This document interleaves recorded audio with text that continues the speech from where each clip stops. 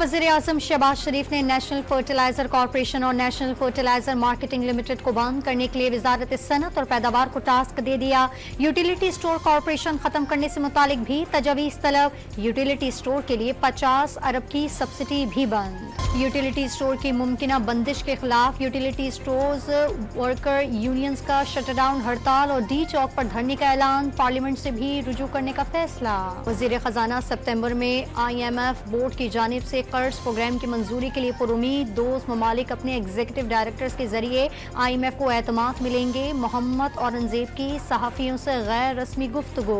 रहीम यार खान के कच्चे में डाकुओं के हमले में शहीद पुलिस एहलकारों की नमाज़ जनाजा अदा। कच्चे में ऑपरेशन के दौरान हमले के मरकजी मुल्जिमान में शामिल बशीर शरहलाक, 2 साथी जख्मी। रहीम यार खान में कच्चे के डाकुओं का पुलिस पर हमला।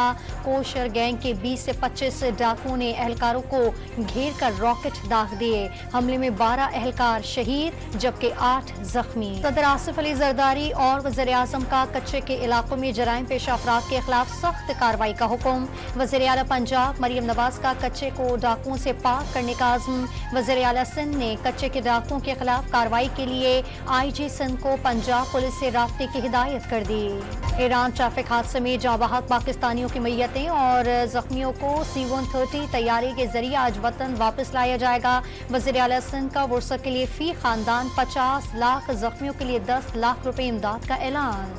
वज़ीर-ए-आज़म ने आइंदा चंद रोज में अहम कानून साजी के लिए बिलावल भुट्टो को एतमाद में ले लिया। अहम कानून साजी के लिए कौमी असम्बली का इजलास पीर को बुलाने का इम्कान। गुज़िश्ता रोज जलसा करते तो दोबारा 9 मई गले पड़ने का खदशा था। 8 सितंबर को किसी किस्म की रुकावट बर्दाश्त नहीं करेंगे। बानी PTI की अडियाला जेल में सहाफियों से गैर रस्मी गुफ्तगू। नवाज शरीफ का लंदन जाने के लिए सामान तैयार होने का दावा। मुशीर वज़ीर-ए-आज़म राना सनाउल्लाह ने बानी PTI से जेल में सुबह 7 बजे मुलाकात की इजाजत मामूल से हटकर करार दे दी। साबित हो गया तहरीक इंसाफ किसी की इजाजत से ही जलसे करती है। राना सनाउल्लाह की गुफ्तगू।